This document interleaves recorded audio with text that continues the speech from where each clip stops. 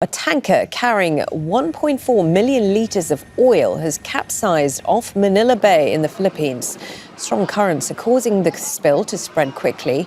16 of the crew members on board the tanker have been rescued. One is still missing. Let's get more on this with Barnaby. He joins us live from Manila in the Philippines. So, Barnaby, what exactly are you hearing about this oil spill?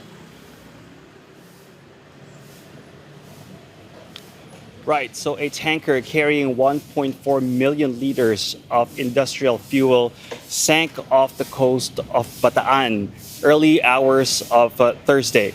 Now, Bataan is just in the northern Philippines, just a 5-hour drive from Manila.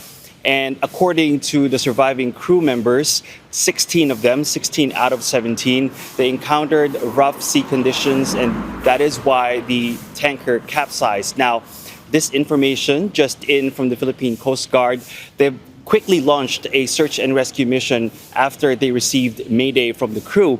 And now, this just in, they have found the body of the missing crew member. So all crew members now accounted for. Unfortunately, that last crew member, the 17th crew member, has died. But there is another major concern. Now, this location is technically just off Manila Bay, as you mentioned. So it's not too far from Manila. And the Philippine Coast Guard has already spotted an oil slick that's about 2 nautical miles from where the tanker capsized. And if they're not able to contain this oil spill, it's possible that the oil spill will reach Manila. And there are fishing communities here. And of course, this is the Philippine capital. So it is a very major concern. Just last year, there was a major oil spill south of Manila in the province of Mindoro, where a tanker with 800,000 liters of industrial fuel capsized. And it took 3 months to clean up that oil spill. So this is really going to be a major problem if that oil spill is not contained and reaches Manila. Yeah, tell us a little bit about the challenges in containing a spill like this, especially given the weather situation. That's right. So, the tanker that capsized on Thursday morning, it actually happened right when Typhoon Gaemi was battering Taiwan and was exiting the Philippine area of responsibility. And so it's possible that bad weather conditions, bad sea conditions were being affected by Typhoon Gaemi, but the Philippine Coast Guard isn't ready to make that conclusion yet. And in any case, it's very difficult right now for the Philippine Coast Guard and other government agencies to dispatch their assets to be able to contain the oil spill because the sea conditions are still very rough. And that's according to the Philippine Transportation Secretary earlier this morning when there was a command conference with Philippine President Ferdinand Bongbong Marcos Jr. And so this is a very challenging mission for the Philippine Coast Guard. As I said, it took 3 months for the Philippine Coast Guard to clean up that oil spill in Mindoro. And in fact, even until now, more than a year after that happened, fishermen who are affected, they say that they have not been paid. The government promised that they will be paid for damages because they lost their livelihoods, but they're still asking for that payment from the government. So it's not just the cleanup, but it's also compensating those who will be affected by the oil spill.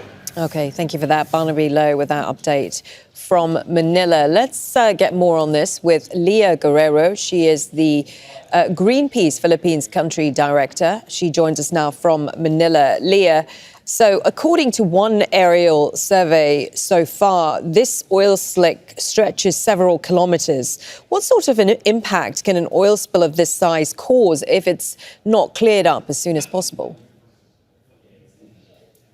Thanks for that question, and thanks for having me here in your news show. The impact will be very grave. It will be very serious, particularly since coastal communities in the Philippines are very reliant on fishing for livelihood. So in the report earlier by the reporter Barnaby, he did say that the fisher folk have been the worst affected in the oil spill from last year. And this will be a similar case if the oil spill is not contained on time, and if it is, even if just a bit of it reaches the shores. A lot of the people who are living in Bataan province, where the ship capsized, are reliant on marine resources, on the sea, on tourism. Many of them are fisher folk, and they will definitely experience impacts from this spill.